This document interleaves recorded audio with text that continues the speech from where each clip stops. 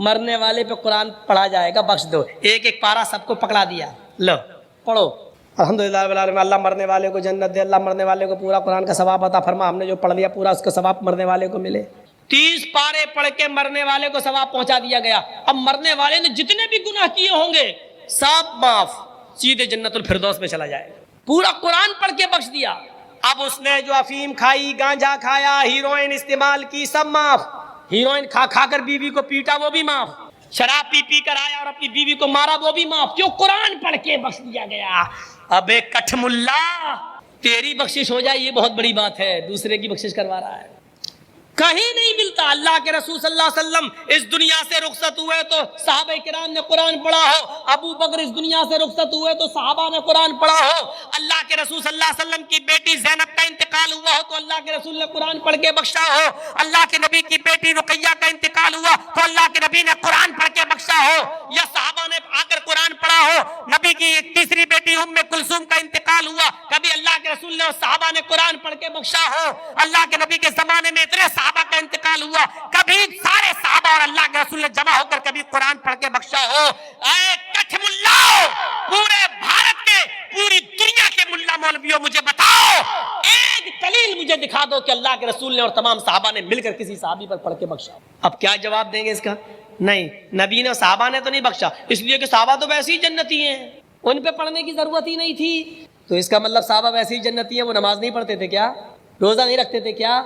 اچھا ٹھیک ہے، صحابہ کو ضرورت نہیں تھی، نبی کو ضرورت نہیں تھی، تو اس کا مطلب یہ ہے کہ ہمیں ضرورت ہے.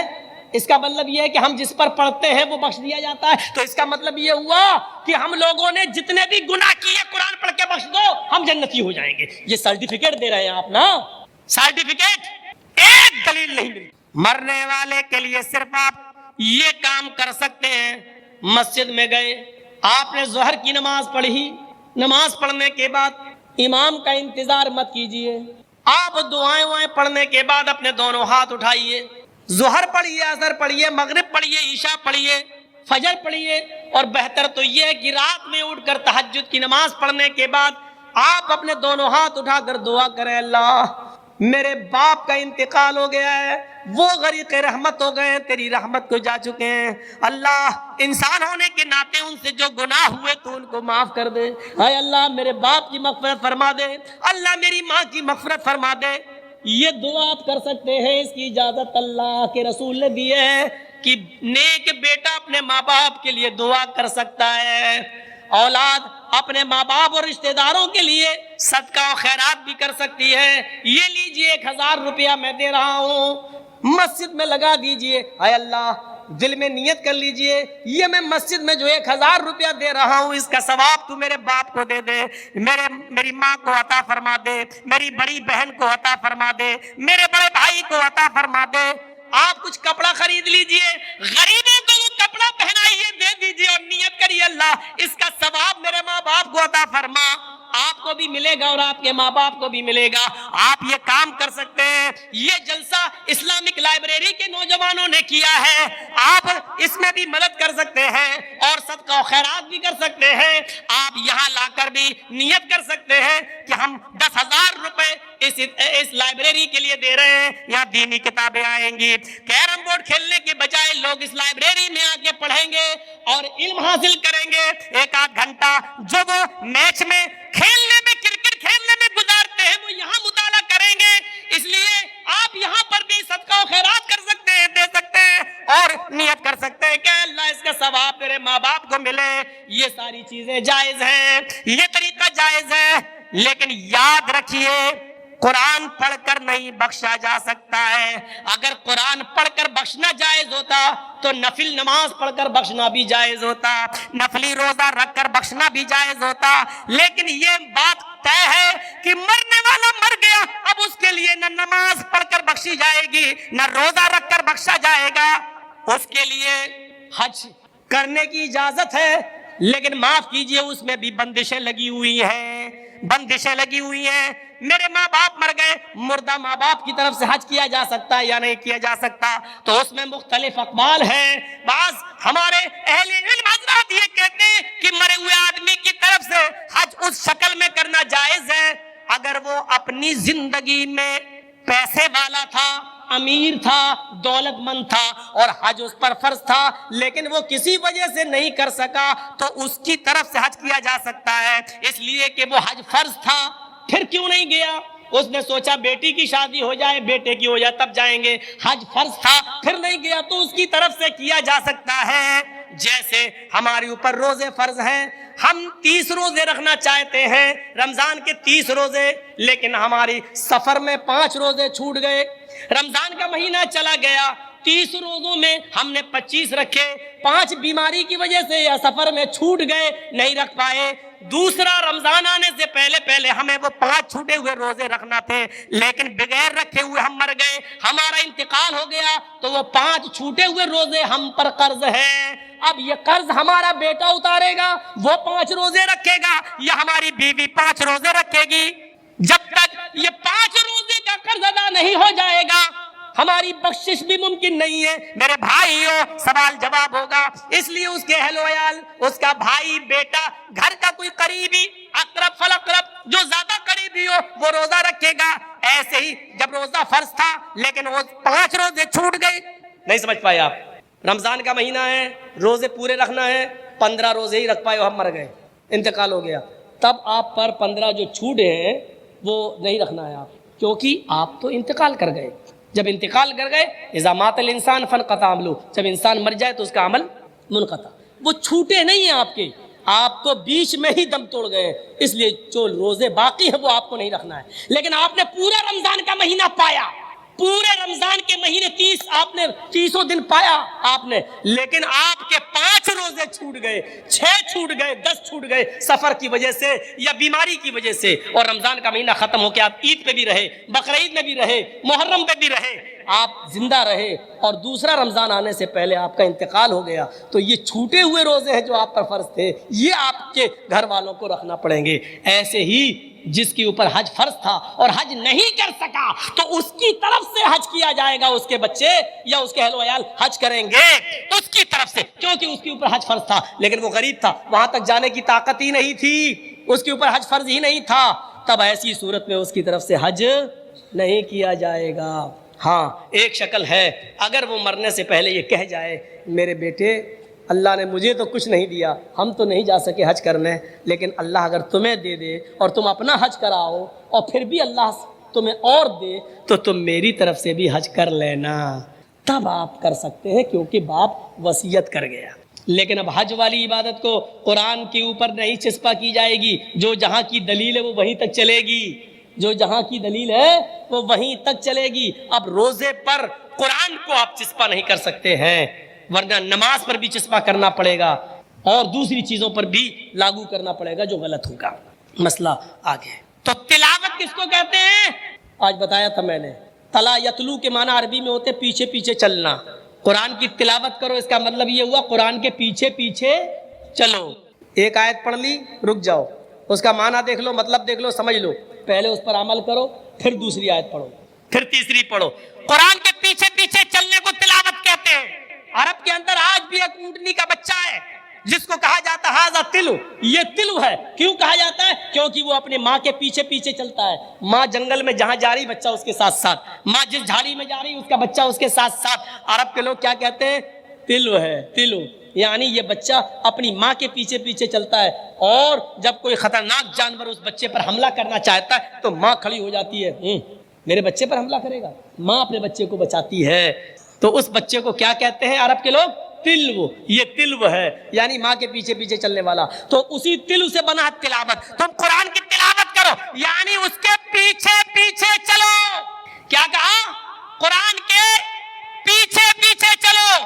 کہیں نہیں ملتا. اللہ کے رسول صلی اللہ علیہ وسلم اس دنیا سے رخصت ہوئے تو صحابہ کرام نے قرآن پڑھا ہو, ابو بکر اس دنیا سے رخصت ہوئے تو صحابہ نے قرآن پڑھا ہو, اللہ کے رسول صلی اللہ علیہ وسلم کی بیٹی زینب کا انتقال ہوا ہو تو اللہ کے رسول نے قرآن پڑھ کے بخشا ہو, اللہ کے نبی کی بیٹی رقیہ کا انتقال ہوا تو اللہ کے نبی نے قرآن پڑھ کے بخشا ہو, یا صحابہ نے آ کر قرآن پڑھا ہو. نبی کی تیسری بیٹی ام کلثوم کا انتقال ہوا, کبھی اللہ کے رسول نے اور صحابہ نے قرآن پڑھ کے بخشا ہو. اللہ کے نبی کے زمانے میں اتنے صحابہ کا انتقال ہوا, کبھی سارے صحابہ اور اللہ کے رسول نے جمع ہو کر کبھی قرآن پڑھ کے بخشا ہو. اے کچھ ملاؤ, پورے بھارت کے, پوری دنیا کے ملا مولویوں, مجھے بتاؤ ایک مل کر کسی صحابی پر پڑھ کے اب کیا جواب دیں گے اس کا؟ نہیں، نبی نے صحابہ نے تو نہیں بخشا، اس لیے کہ صحابہ تو ویسے ہی جنتی ہیں، ان پہ پڑھنے کی ضرورت ہی نہیں تھی۔ تو اس کا مطلب صحابہ ویسے ہی جنتی ہیں، وہ نماز نہیں پڑھتے تھے کیا؟ روزہ نہیں رکھتے تھے کیا؟ اچھا ٹھیک ہے، صحابہ کو ضرورت نہیں تھی، نبی کو ضرورت نہیں تھی، تو اس کا مطلب یہ ہے کہ ہمیں ضرورت ہے؟ اس کا مطلب یہ ہے کہ ہم جس پر پڑھتے ہیں وہ بخش دیا جاتا ہے، تو اس کا مطلب یہ ہوا کہ ہم لوگوں نے جتنے بھی گناہ کیے قرآن پڑھ کے بخش دو ہم جنتی ہو جائیں گے۔ یہ سرٹیفکیٹ دے رہے ہیں آپ نا، سرٹیفکیٹ، ایک دلیل نہیں ملتی۔ مرنے والے کے لیے صرف آپ یہ کام کر سکتے ہیں، مسجد میں گئے، آپ نے ظہر کی نماز پڑھی، نماز پڑھنے کے بعد امام کا انتظار مت کیجیے، آپ دعائیں پڑھنے کے بعد اپنے دونوں ہاتھ اٹھائیے، ظہر پڑھیے، عصر پڑھیے، مغرب پڑھیے، عشاء پڑھیے، فجر پڑھیے، اور بہتر تو یہ ہے کہ رات میں اٹھ کر تہجد کی نماز پڑھنے کے بعد آپ اپنے دونوں ہاتھ اٹھا کر دعا کریں، اللہ میرے باپ کا انتقال ہو گیا ہے، وہ غریق رحمت ہو گئے ہیں، تیری رحمت کو جا چکے ہیں، اللہ انسان ہونے کے ناطے ان سے جو گناہ ہوئے تو ان کو معاف کر دے، اے اللہ میرے باپ کی مغفرت فرما دے، اللہ میری ماں کی مغفرت فرما دے۔ یہ دعا آپ کر سکتے ہیں، اس کی اجازت اللہ کے رسول نے دی ہے کہ نیک بیٹا اپنے ماں باپ کے لیے دعا کر سکتا ہے، اولاد اپنے ماں باپ اور رشتہ داروں کے لیے صدقہ و خیرات بھی کر سکتی ہے۔ یہ لیجئے 1000 روپیہ میں دے رہا ہوں، مسجد میں لگا دیجئے، اے اللہ دل میں نیت کر لیجئے یہ میں مسجد میں جو 1000 روپیہ دے رہا ہوں اس کا ثواب تو میرے باپ کو دے دے، میری ماں کو عطا فرما دے، میری بڑی بہن کو عطا فرما دے، میرے بڑے بھائی کو عطا فرما دے۔ آپ کچھ کپڑا خرید لیجئے، غریبوں کو وہ کپڑا پہنائیے، دے دیجئے اور نیت کریے اللہ اس کا ثواب میرے ماں باپ کو عطا فرما، آپ کو بھی ملے گا اور آپ کے ماں باپ کو بھی ملے گا۔ آپ یہ کام کر سکتے ہیں، یہ جلسہ اسلامک لائبریری کے نوجوانوں نے کیا ہے، آپ اس میں بھی مدد کر سکتے ہیں اور صدقہ و خیرات بھی کر سکتے ہیں۔ آپ یہاں لا کر بھی نیت کر سکتے ہیں کہ ہم 10,000 روپے اس لائبریری کے لیے دے رہے ہیں، یہاں دینی کتابیں آئیں گی، کیرم بورڈ کھیلنے کے بجائے لوگ اس لائبریری میں آ کے پڑھیں گے اور علم حاصل کریں گے۔ 1-8 گھنٹہ جو وہ میچ میں کھیلنے میں، کرکٹ کھیلنے میں گزارتے ہیں وہ یہاں مطالعہ کریں گے، اس لیے آپ یہاں پر بھی صدقہ و خیرات کر سکتے ہیں، دے سکتے ہیں اور نیت کر سکتے ہیں کہ اللہ اس کا ثواب میرے ماں باپ کو ملے۔ یہ ساری چیزیں جائز ہیں، یہ طریقہ جائز ہے، لیکن یاد رکھیے قرآن پڑھ کر نہیں بخشا جا سکتا ہے۔ اگر قرآن پڑھ کر بخشنا جائز ہوتا تو نفل نماز پڑھ کر بخشنا بھی جائز ہوتا، نفلی روزہ رکھ کر بخشنا بھی جائز ہوتا، لیکن یہ بات طے ہے کہ مرنے والا مر گیا، اب اس کے لیے نہ نماز پڑھ کر بخشی جائے گی نہ روزہ رکھ کر بخشا جائے گا، اس کے لیے حج کرنے کی اجازت ہے، لیکن معاف کیجئے اس میں بھی بندشیں لگی ہوئی ہیں، بندشیں لگی ہوئی ہیں۔ میرے ماں باپ مر گئے، مردہ ماں باپ کی طرف سے حج کیا جا سکتا ہے یا نہیں کیا جا سکتا؟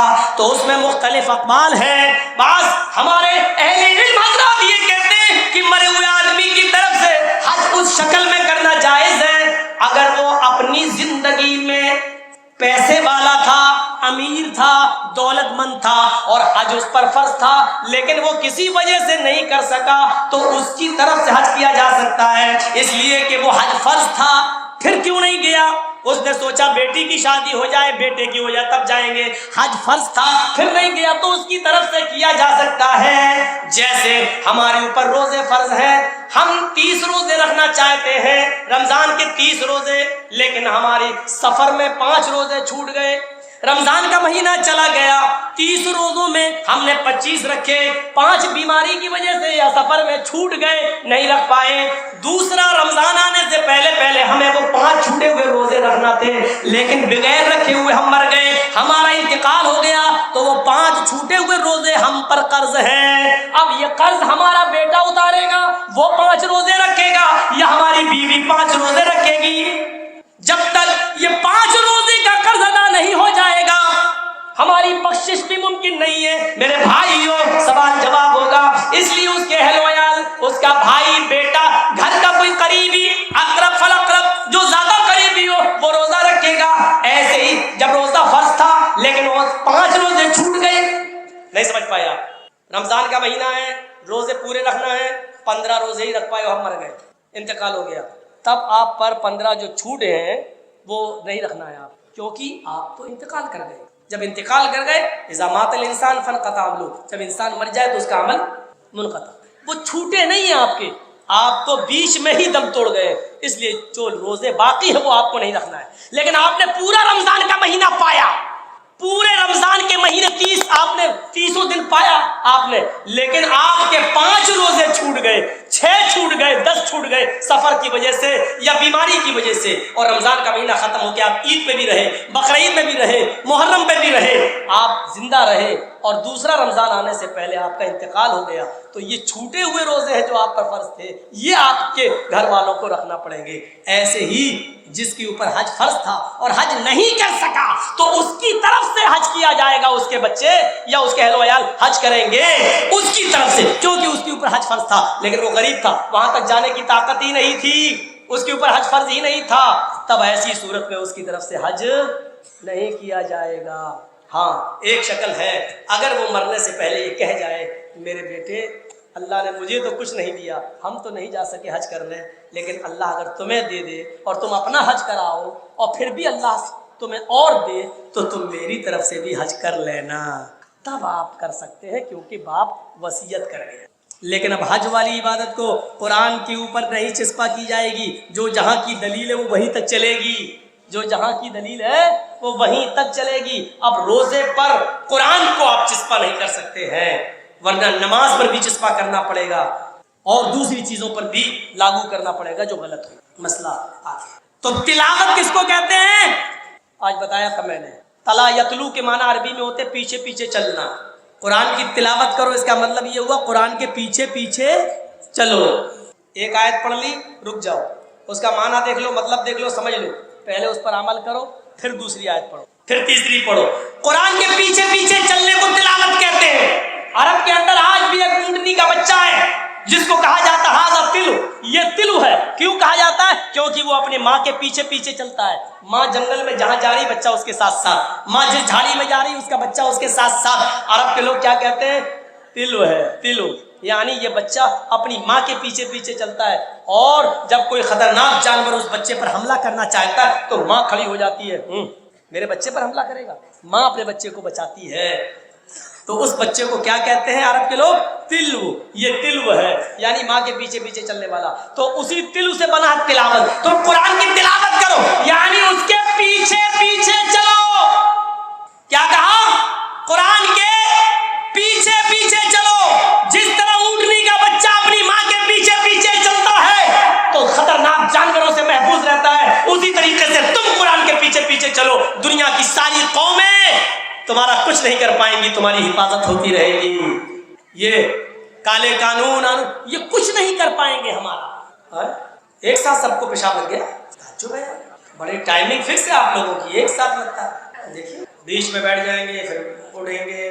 चलिए, तो मेरे भाइयों, वइज़ा तुलियत अलैहिम ज़ादतहुम ईमाना, जब तिलावत की जाती है तो उनकी ईमान में ज़्यादती हो जाती है। फज़ल इब्न अयाद बहुत बड़े डाकू थे पहले, और बाद में बहुत बड़े वलीउल्लाह बन गए। और जानते हो ये डाकू से वलीउल्लाह कैसे बने? फज़ल इब्न अयाद डाका डाला करते थे, चोरी किया करते थे, और ताला तोड़ने में बड़े माहिर थे। कील से, लोहे के तार से ताला तोड़ लेते थे, बहुत बड़े डाकू थे। एक मर्तबा एक अमीर आदमी के घर में घुस गए और उसकी 5वीं मंजिल पर चले गए, वहां ताला खोल दिया और तिजोरी से सारा माल निकाल लिया, सोना चांदी सब कुछ निकाल लिया। अच्छा, कुछ चोर उस जमाने में बड़े माहिर भी थे। एक आदमी ने जो भी कमाया था सोना चांदी सब एक तिजोरी में रख दिया था, अलमारी में, सेफ में, और उस अलमारी पे लिख दिया था हाज़ा मिन फज़ल रब्बी, या उस पर लिखा हुआ था इन्नल्लाह यर्ज़ुक़ु मन यशाउ बिगैर हिसाब, अल्लाह जिसको चाहता बिगैर हिसाब के रिज़्क़ देता। चोर पढ़ा लिखा था कुरान, उसने देखा इस पे लिखा है इन्नल्लाह यर्ज़ुक़ु मन यशाउ बिगैर हिसाब, अल्लाह जिसको चाहता बेहिसाब रिज़्क़ देता है, इसी में सोना चांदी है। उसने उसी को तोड़ा और बाकी उसी में सोना चांदी निकला। उसने उसको निकाल लिया, सब भर लिया, और उस अलमारी पे लिख दिया इन्नल्लाह मअस साबिरीन, चाक से लिख दिया इन्नल्लाह मअस साबिरीन। दूसरे दिन जब मालिक उठा तो देखता है कुरान की आयत बदल गई, हमने लिखा था ये और अपने आप ये हो गया। वाह, अल्लाह के कलाम में तो बड़ी ताकत है। वो तो मौजिज़ा समझ रहा था, اس نے کہا کہ کھول کے دیکھیں، ہو سکتا ہے کہ میرے مال میں بھی 10 گنا اضافہ ہو گیا ہو۔ اس نے جو کھول کے دیکھا تو الماری خالی، سونا چاندی غائب۔ اس نے کہا اب سمجھ میں آیا کہ صبر کا معنی کیا ہے، ان اللہ مع الصابرین، اللہ صبر کرنے والوں کے ساتھ ہے۔ بغیر حساب و کتاب کے تجھے رزق دیا اللہ نے، وہ تجھے ملا تیری محنت کا، لیکن اب صبر بھی کر، کیونکہ قرآن کی آیت پر بھی ایمان لا کہ اللہ صبر کرنے والوں کے ساتھ ہے۔ چور بھی بڑا عقل مند۔ تو فضل ابن عیاض نے سارا سونا چاندی چرا لیا اور یہ اوپر سے دیوار کے سہارے سے اترتے ہوئے آئے اور چوتھی منزل پہ آئے۔ چوتھی کے بعد تیسری پہ آئیں گے، چوتھی کے بعد پھر وہ تیسری پہ آئے۔ جس دیوار کے سہارے سے وہ اتر رہے تھے وہیں ایک کھڑکی تھی، اس کھڑکی کے اندر روم کے اندر ایک بزرگ ہے جن کا یہ گھر ہے، اور رات کے اندھیرے میں وہ تہجد کی نماز پڑھنے کے بعد قرآن کی تلاوت کر رہے تھے، اور قرآن کی تلاوت کرتے کرتے وہ اس آیت پر پہنچ گئے، أَلَمْ يَعْنِ لِلَّذِينَ آمَنُوا أَن تَخْشَعَ قُلُوبُهُمْ لِذِكْرِ اللَّهِ، کیا بھی مومنوں کے لیے وہ وقت نہیں آیا کہ قرآن سنتے وقت، اللہ کا ذکر سنتے وقت، تلاوت کلام پاک سنتے وقت ان کے دل کانپ جائیں، ان کے دل لرز جائیں؟ کیا بھی مسلمانوں کے لیے وہ وقت نہیں آیا؟ أَلَمْ يَعْنِ لِلَّذِينَ آمَنُوا أَن تَخْشَعَ قُلُوبُهُمْ لِذِكْرِ اللَّهِ، اللہ کا ذکر یعنی قرآن کی تلاوت سنتے ہوئے ان کا دل کانپ جائے، کیا بھی مسلمانوں کے لیے وہ وقت نہیں آیا؟ فضل ابن عیاض کے ہاتھ میں سونا چاندی ہے، رقم ہے، دینار و درہم ہے، لاکھوں کے مالک ہیں، لاکھوں کی رقم ہے، لاکھوں کا مال ہے ان کے پاس، لیکن قرآن کی آیت جیسے ہی سنتے ہیں وہیں سے چیخ پڑتے، ہاں وہ وقت آ گیا ہے، اللہ کی آیتیں سنتے وقت دل کانپ جائیں، اے بزرگوار مجھے معاف کر دینا، تمہارا لوٹا ہوا سامان میں تمہیں واپس کر رہا ہوں، یہ لیجیے میں نے یہ چیز کی چوری کی تھی، میں واپس کر رہا ہوں۔ اور اسی دن سے پلٹتے ہیں، اسی دن سے نماز و روزے کے پابند بنتے ہیں، اور پھر اتنے بڑے بزرگ بنتے ہیں کہ 5ویں صدی کے اولیاء اللہ میں ان کا شمار ہونے لگا، 5ویں صدی کے ولی اللہ میں ان کا شمار ہونے لگا، یعنی پھر اللہ کے اتنے بڑے نیک بزرگ بندے بن کر دکھاتے ہیں۔ قرآن کی ایک آیت نے ان کے ایمان میں اضافہ کر دیا۔ جب قرآن پڑھا جاتا ہے تو مومنوں کے دلوں میں ایمان کا اضافہ ہو جاتا ہے۔ یہ چور تھے لیکن مسلمان تھے، چور تھے لیکن قرآن کی آیت نے ان کو چوری سے چھڑوا کر اور باعمل بنا دیا، متقی بنا دیا، ایمان میں اضافہ۔ حضرت عمر فاروق تو محمد رسول اللہ کے قتل کے ارادے ہی سے نکلے تھے کہ ان کو مار دیں، آج کام ختم کر دیں۔ راستے میں کسی نے کہہ دیا محمد کو چھوڑو، پہلے اپنے گھر کی خبر لو، بہنوئی بھی مسلمان ہو گئے، وہیں سے پلٹ گئے، اپنی بہنوئی کے گھر جاتے، تم اسلام لائی ہو؟ اب جب معلوم ہو ہی گیا ہے تو ہاں لائی ہوں۔